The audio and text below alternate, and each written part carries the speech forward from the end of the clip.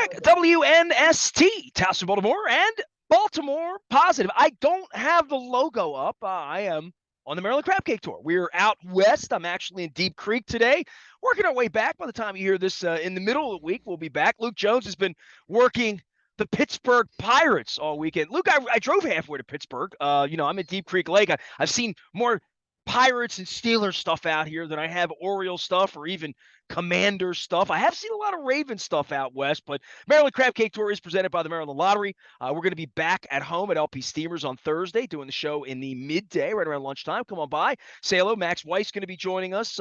Amanda Yeager from Baltimore Business Journal going to be stopping by. We're talking about the city a lot. Also brought to you by our friends at Goodwill. Our friends at Window Nation. I got brand new windows. I'm actually wearing my Window Nation shirt. It just looks like an American flag shirt. It's a Window Nation shirt.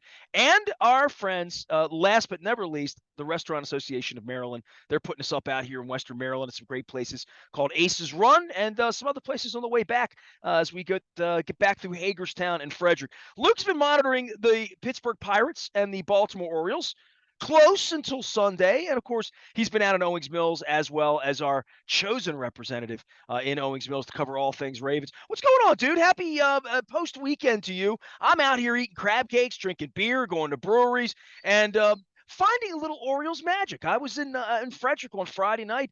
Birds were on. People were watching. It's a good summer thing to see a full, vibrant Oriole Park at Camden Yards. What's it look like when it's full, Luke? Please tell me. It's great. It reminds you of the glory days. Maybe not quite back to 1992 and 93 when they're selling out every single night, but certainly a couple good crowds. Sunday on the lower side. Saturday they had over 41,000. I mean, it was a legit big crowd. Just a couple sections up in the left field, upper reserve was about the only empty part of the ballpark that you saw. And even Friday night, considering they had a rain delay of almost 2 hours, it was an announced 25,613.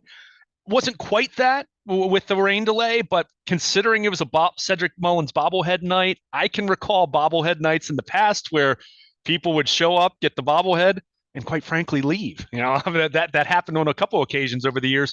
A lot of people stuck around and they saw a good ball game, a 1-0 win on Friday night. So, I mean, it was a cap to, let's face it, a wild week. With the trade deadline, Mancini goes, Jorge to meet with some players just to clarify his stance on he's trying to manage the big picture, but doesn't want to make it seem too disrespectful to the current players. And these guys responded. The one thing that I know I mentioned to you on a few occasions as we pondered the trade deadline over the last 6-7 weeks was, this notion that this team was going to fall apart if Trey Mancini was traded and they were just going to kind of keel over. And my argument was, then the culture is not that good. If it's only about one guy, if it's only about one veteran, and then these guys just are going to fall over and play dead going forward, then it doesn't speak much about the culture. So for these guys to compete the way they did, and I get it, it's the Rangers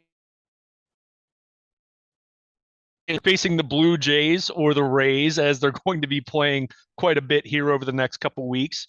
But they did what you would want a contending team to do, which is win series against inferior teams. In the case of the Rangers, they sweep. Pirates, again, Sunday, forgettable. Certainly don't want to try to sugarcoat that, but they still won 2 out of 3 against the Pirates. So you look at the homestand, and now you have an opportunity to continue that against a much better team, a team that's playing good baseball, in line with how they've played over the last few weeks in Toronto coming to town. But you said it. I mean, a full ballpark, or at least a fuller ballpark than what we've been accustomed to seeing here in recent years. A lot of fun, a lot of energy in the ballpark, and I know Brandon Hyde and company really appreciated that. And Sunday aside, some good performances, on Friday and Saturday night to give those fans something to cheer about beyond just a giveaway. Yeah, you've been back and forth from Owings Mills to Camden Yards. They're home. They're about to go away again toward the weekend, playing these huge division games. It's no longer they're a game under 500 or 2 games over 500. It's starting to threaten a real pennant race. And saying all that, these are the teams that are in the way, right? There's only a couple of teams in the way. You look in the Central, look in the West, you're like, well, the Orioles are better than most of those teams right now as it stands.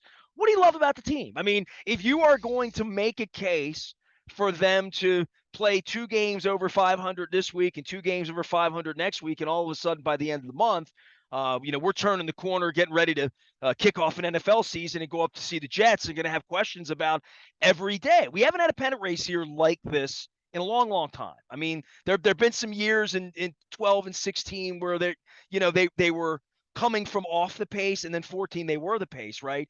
But this is different because every day the games will really start to matter if they continue to win like this. And it's the middle of August. They're winning, and they have a real chance. And last week, this time, we're talking about dealing guys out. What do you love about them right now? What get me excited? What's the chance, and what would have to go right for them? Because every time we get together, we're talking about them losing pitchers, losing other players, holding guys back. Even after the trades, they still haven't brought up guys that we've been talking about for 2 months.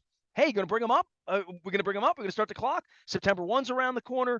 Give me a little primer on the next 6 weeks, because I wasn't prepared to be on the Crab Cake tour and talking pennant race with you. But now I feel like let's talk pennant race. Yeah, and there's still elements of this team that I look at, and I'm not sure, and that's where it's very similar to 2012 for me. In fact, I looked at it, and at that point in the season, as we're talking, this team through Sunday, 56 and 52, they played 108 games. You kind of think about that. They have just over 50 games to go. So it's really, you don't have too much season left. As you mentioned, we're just a few weeks away from rosters expanding, although it's not the September 40-man roster of the past. You get a couple extra I would spots. say, Luke, just if there was a point where you would say, when do you put the light on? I would say, well, when they're 4 games over 500 in August, then the light should be on, right? Like, we didn't expect the light to be on right now, but all of a sudden it's August and the light should be on. And if they tried really hard next year, right? Like, if this year was a wash and they were 20 under 500 or whatever, and they were trying really hard next year and had you believing, and you were 4 games over 500 at this time, you would say they've arrived. You really would. If this were a year later, you wouldn't say, well, they don't really have a chance this year. Maybe you would if other teams were running away, but nobody's running away, including the Padres, by the way, in the West. Yeah, well, and what's interesting, you just kind of said it. If the best argument I could lay out, and I'll tell you what I like about this team in a moment, but the best argument I could lay out is the fact that, one, there's 3 wild cards now as opposed to 2, right? I mean, that's kind of the no-brainer kind of portion of this. But it is also what you just said. I mean, you look at these other teams that the Orioles are competing with, none of them are playing lights out, unbelievable baseball. I mean, I mentioned Toronto. I mean, you look at what the Blue Jays have done since they fired Charlie Montoya.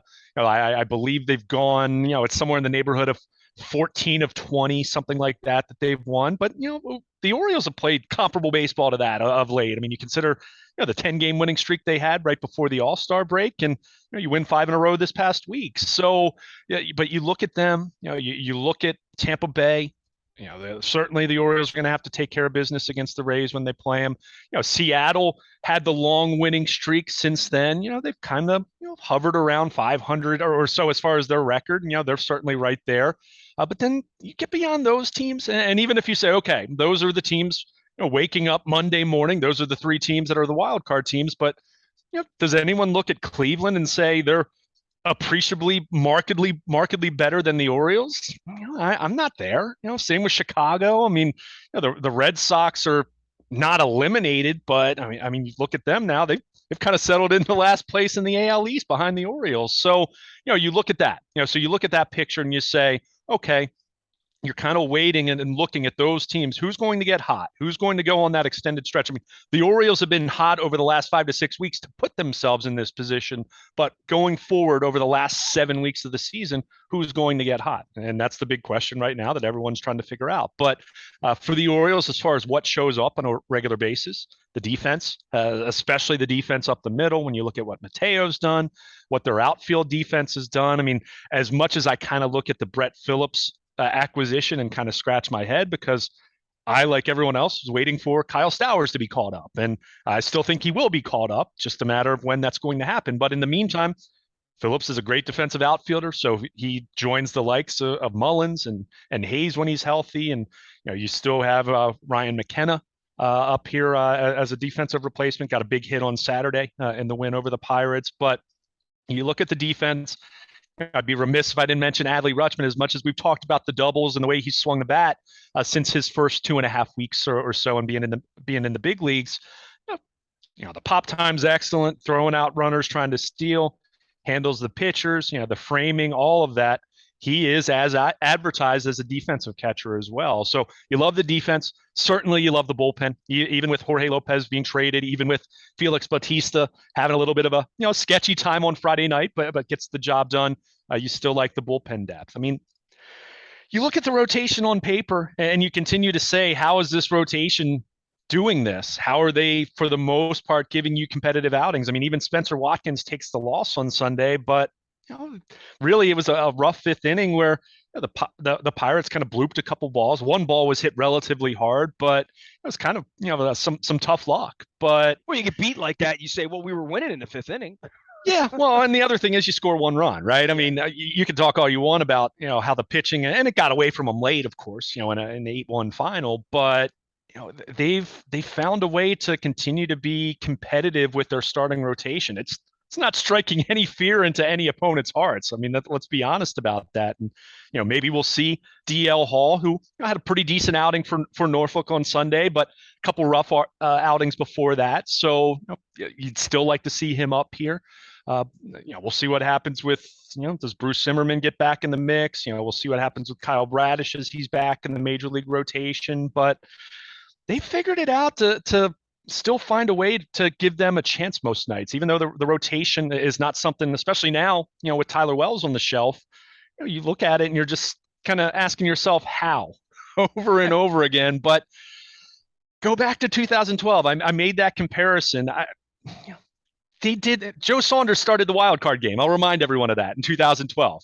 Joe Saunders, who I don't believe was even with the Orioles at this point in that season. Yeah, they dealt with him. They dealt for him very late, as I remember. Yeah, I want to say he was a waiver the waiver deadline acquisition. So it's crazy because everything about this, to your point, if this was a year from now, you'd say, all right, they've arrived, and everything about this, just because expectations were so low, you're kind of in this territory now where you've gotten to the point where you're 5 games over 500 over this weekend before Sunday's loss. So, I'd be disingenuous if I said I was expecting this to continue through all this time, but I would have said that 3 or 4 weeks ago, and it's continued. So in 2012, I felt that way until you just look at the record and say, they're going to be in it. And that's the 10-game winning streak was, is this real? Is this not real?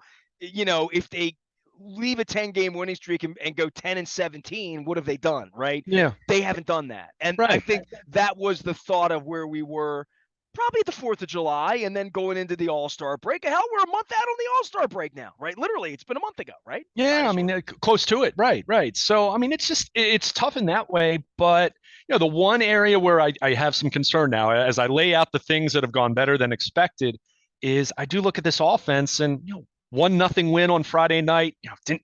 Weren't getting hits with runners in scoring position. I mean, that's a game they probably should have won by 4 or 5 runs, quite frankly, and they just couldn't get that timely hit. And they were fortunate that they held on, quite frankly. They swung the bats better on Saturday, but then again on Sunday, 1 run.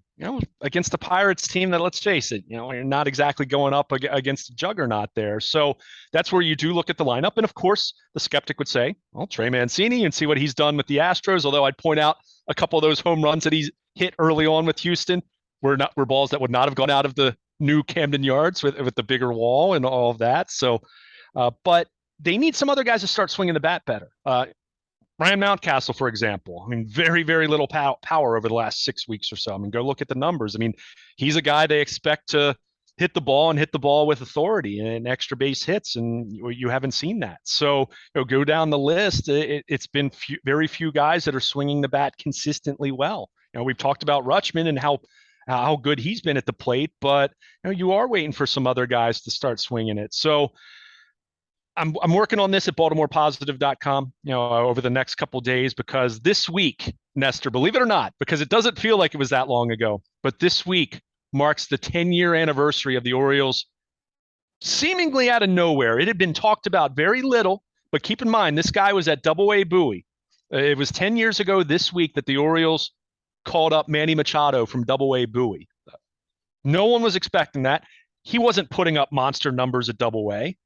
There had been a little bit of talk that he'd been working at third base a little bit. Of course, the Orioles had J.J. Hardy at that point in time, but they called up Manny Machado, and it's not as though Machado raked the rest of the year. I mean, he did a respectable job for a 20-year-old rookie, but he gave them great defense at third base, and he did give them a little more lineup depth and gave them a little bit of a spark. So for me, that's where I look at this thing. And look, that's Dan Duquette. That's a previous regime compared to Mike Elias, who has been very methodical. He's shown a lot of conviction. If you didn't believe that, the trade deadline was a perfect example as far as sticking to a plan. But do we see the Orioles finally pull the trigger in calling up at least a Kyle Stowers, a DL Hall on the pitching side? Do they consider Gunnar Henderson, who is raking at Norfolk? I mean, this kid's 21 years old and has become a consensus top 6 or 7 prospect in all of baseball. Some people have him higher than that. Do you bring him up to play third base, for example, next to Jorge Mateo playing shortstop? So they have some options there that they can call up, and you can make the argument, give them a spark right now, improve their chances right now. And as I've continued to talk about, what I'm really focused in on, and that's not to say I'm giving up on this season, but next year, I'd much rather see a couple of these young guys get called up and be acclimated. And if they take some early lumps, fine. It's not as though the guys that they've been playing in their place. Rougned Odor is a perfect example. A guy they're giving at bats to. Brett Phillips, a guy they're giving at bats to. These aren't guys who have futures with the club. So if you can call up one or two of these guys in the coming days and weeks and get a little bit of a spark, who knows? That could be what gets you over the top and lets you land one of these 3 wild card spots. So, but more than anything, as I mentioned, the offense, they need some of these guys to get going. I mean, Austin Hayes banged up right now. We've seen him sit out a few days. Sounds like he's close, but they need him to start swinging the bat like he was in May and June. They need Mountcastle to start swinging the bat like he was earlier in the season and last season. So, they need Cedric Mullins. At times looks like Mullins from last year, but by and large hasn't been quite the same guy. Rutschman has been terrific. They need him to continue that. So, you just need a little more consistency from your offense, which I think the potential is there for that. There's no question about that. I didn't mention Santander, who, has been consistent getting on base at a higher rate than he ever has. So still here. Could have given it away last and he's week, still here. Right. So you look at that. The talent is there for them to continue to make a run here. I'm not at all saying that they can't do that, but you do have to acknowledge, looking at the schedule now, Toronto comes in. You have that one game with Boston, then you go to Tampa Bay, you go to Toronto. You get a brief respite then against the Cubs. They come in for that one makeup game. They have Boston, they have Chicago, but then it picks right back up. You go to Houston, you go to Cleveland. I mean, you go down the list. I mean, if we're talking about the Orioles in late September, still being right there, whether they're holding a wild card spot or whether they're a game out, if they're still in that territory as they've been here for a while now, they're going to earn it because they have plenty of games left against the AL East. And specifically, they played Toronto going into this home series here this week 4 times all year. They have 15 games to go against the Blue Jays, and we talked about it since they let go of Montoyo. That they played well, so they're going to earn it. There's no question about that. There's no, this isn't like when you look at the Ravens schedule and you get that 5-week period or that 6-week period where it looks very favorable. They're going to earn this. There's no question about that. But to their credit, and we've talked about this with that, the Tampa Bay series right before the break, and then they played the Yankees and the Rays coming out of the break. If they can hold their own and not have one of these stretches where you go 2-9 or something along those lines, which we haven't seen that from this team in a long time. Kind of have to go back to April to see them have those types of stretches. But if they can do that, they're going to be right there. And we're really at the point now where I expect them to be playing meaningful baseball in September, very meaningful baseball in September. And again, that's where I do think back to 10 years ago at this time where the Orioles, I remember the news broke late August 8th. It was a game they had won, and I was sitting in the press box getting ready to finish post-game work and head home for the night. And then the word leaked out that Manny Machado was being called up the next day. And even in those days, I mean, Twitter isn't what it is now, but I kind of thought it was a fake report at first. I'm like, wait, is this a fake? And then you saw it, and Manny Machado was there then. And I mean, whether the Orioles do something that drastic, which to me, I don't know if it'd be drastic, but just the way that they've proceeded, it would be Gunnar Henderson maybe being called up. But I do not need to see Henderson in the pink tutu, just for historical purposes. That's all. Right. That's true. But that's where I look at this thing and say, they've got a couple guys at Norfolk right now that they could call up that I think could give them a spark. And even if they scuffle a little bit, I still think about it in terms of call them up, see if there's a very plausible scenario where they make you better. I don't think they make you worse. I mean, again, you're trotting out Odor and Brett Phillips, guys like that in your lineup. These are guys that are, below replacement level and how they're producing at the plate. So I'd love to see that. I'd love to see what it could do in terms of a spark right now. I love it from a big picture sense in terms of, get that acclimation out of the way, and then they can hit 2023, hit the ground running there. So that's what I'd like to see. I don't know if we will see it because, again, Mike Elias has made clear that he has a plan and he's sticking to it. And hey, it's gotten them to this point where they are right now, right? So that's where him alone, and not necessarily talking about ownership, spending, and free agency and all that, and that remains to be seen, and we'll see how that plays out starting this winter. But he's earned some benefit of the doubt. That's why I mentioned, the Jorge Lopez deal. I thought the return was kind of meh, but well, Cade Povich, the main guy they got in that, had a really good debut outing, pitching over the weekend for Aberdeen. So maybe he's someone that they feel was better than the rankings indicated. So we'll see how it plays out. But that's where I'm kind of looking at this thing right now and saying, can you get a spark from one of these guys coming up from Norfolk, or maybe multiple guys coming up from Norfolk? Because, in the case of Stowers, DL Hall, maybe Gunnar Henderson, maybe Jordan Westberg, those guys I'm not as confident about that they'll actually do it. But certainly some interesting names that you could bring up to join you in this totally unexpected pennant race.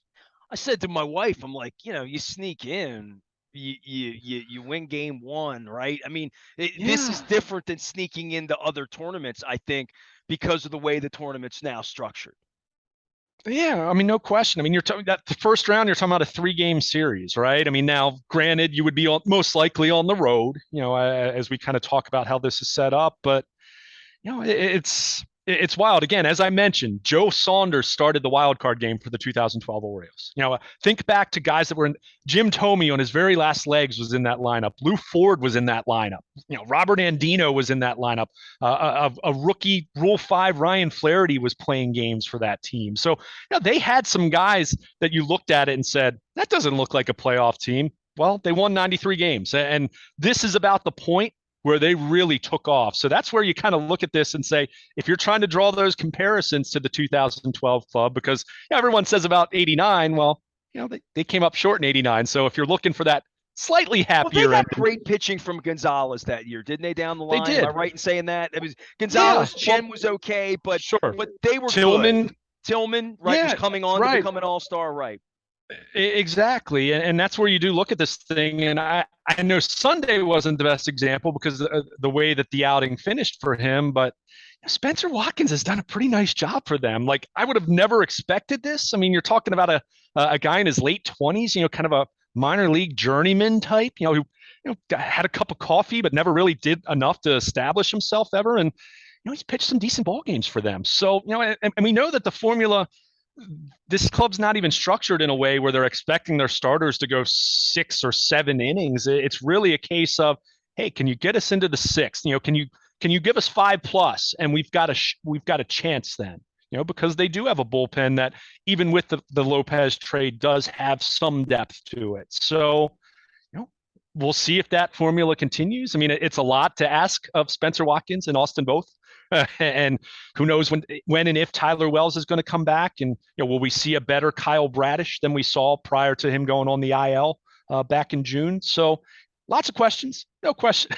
I mean, that's the obvious, but it's worked for him. And Camden Yards, which we always thought of as this pitcher nightmare, has become a pitcher-friendly ballpark, So, I mean, it's crazy to Dogs think and that. cats, Luke Jones. Yeah, right. Exactly. So, we'll see how this plays out, but certainly business about to pick up, when you're talking about the Blue Jays coming to town and knowing that they've got more games with the Rays coming up. They've got Houston coming up at the end of the month. They'll go to Cleveland at the very end of August into early September. So, I mean, not too many respites. Let's face it. One thing that you have to consider, even if you're stating that the Orioles have as good of a chance, if not better, than the other teams in that wild card race, a lot of teams. So there's not a whole lot of margin for error. If it's a race where it's you and one or two other teams vying for a spot, you say okay. But you kind of look at that race right now. Toronto, Tampa Bay, Seattle, Cleveland, the Orioles, Chicago's still hanging around. I still wouldn't count out the Red Sox as much as they have not been impressive, but they're still just a couple games below 500. So it really, and then beyond that, yeah, I mean, Texas 12 below, the Angels are way out of it. So, but you're still talking about what? That's 7 teams I just named vying for 3 spots. So you're gonna have to play some pretty darn good baseball down the stretch to really give yourself the best chance to do this. But hey, go back to since the beginning of June, this team has played really good baseball. So give them credit, and we'll see if they can continue it. Got anything on the Ravens for me? I know you've been out there. It is the time of the year where the only thing that matters is who got hurt this week again. Yeah. The center's not playing. The rookie center's not playing. What the guy that got hurt last year? So there's a little bit. The only story in Owings Mills is who's hurt. Literally, the rest of it's bunkus to me. Right? It doesn't mean anything. Yeah, I mean, it could mean something, but you're not sure yet, right? I mean, Isaiah Likely, the rookie tight end, has looked really good, but it's late July and into early August. He needs to show up at the next step. So your point's well taken there, but you just mentioned it. Tyler Linderbaum dealing with a foot issue. It's not something that I think there's any concern that he won't be ready for the season. But when John Harbaugh says it'll be a week, maybe 2, bet on it being 2 or 3 weeks then. So, we'll see. You'd like to see him at least get back for maybe the final preseason game because he's actually one of the few starters that you talk about and say, yeah, you'd like to get him some preseason game action. You're not going to worry about that with Lamar Jackson. I mean, they've already said he's not going to play Thursday night against Tennessee. We're not going to see Marlon Humphrey. We're not going to see Mark Andrews. And by the way, that should be okay with Ravens fans, other than I empathize with the season ticket holders. But in terms of what it means for the regular season, I think we would all agree after what happened with Dobbins last year that you're not concerned about that. But Linderbaum, again, he's missing some time. We're still waiting on some of these PUP guys. It sounds like, by the time someone's listening to this, J.K. Dobbins could be back on the practice field, starting to do some things here and there. He's getting close. Other guys, they're just kind of waiting. I think it'll be after this first preseason game where, we'll start talking about Marcus Peters being back on the field and Ronnie Stanley being back on the field and potentially Tyus Bowser. He's been doing well. Sounds like he's a little more ahead of schedule than people would have thought, considering he got hurt in January compared to some of these other guys. But, still just kind of waiting. And to your point, that really is all that matters. And, one other thing I saw early Monday morning before we, got together for our discussion was Justin Herbert, who has already been anointed by so many as one of the best quarterbacks in the NFL. And he's a tremendous talent. He's never played a preseason game. So for everyone that kind of debates, guys playing, guys not playing, well, a kid who already looks like he's becoming one of the best quarterbacks in the NFL didn't play in the preseason his first couple of years, and sounds like the Chargers are going to continue that formula. And as we mentioned, the Rams haven't played their starters, and I think it's 4 going on 5 summers now, and worked out okay for them. So I think from a strategic standpoint, that's just fine for guys like Lamar and Mark Andrews and Marlon Humphrey. But again, I do empathize for those who are made to pay for those preseason games and knowing from an entertainment standpoint, you're not going to get the same kind of value out of it. The NFL, the more you buy, the more they screw you. Luke Jones is here. He is Baltimore Luke. You can find him all week long, as well as at the Tennessee Titans game on Thursday night. I am Nestor. My wife and I are rummaging around Western Maryland right now, whether it's Hagerstown. We're going to have some surprises before the week's over as well. Out on our social media, make sure you're following along. As long as we're out here, we might as well drink some beer, eat some crab cakes, have some fun. We'll be heading back to Baltimore. We'll be at LP Steamers on Thursday. All are brought to you by our friends at the Maryland Lottery. And conjunction with our friends at Goodwill, Window Nation, and the Restaurant Association of Maryland, sending us out on the Crab Cake Tour. Plenty of baseball, plenty of football. Luke's around. You can find him at Baltimore Luke. We are WNST, AM 1570, Towson, Baltimore. We never stop talking. Baltimore, positive. All right, dude. All right, man. See you soon. All right. Sounds good.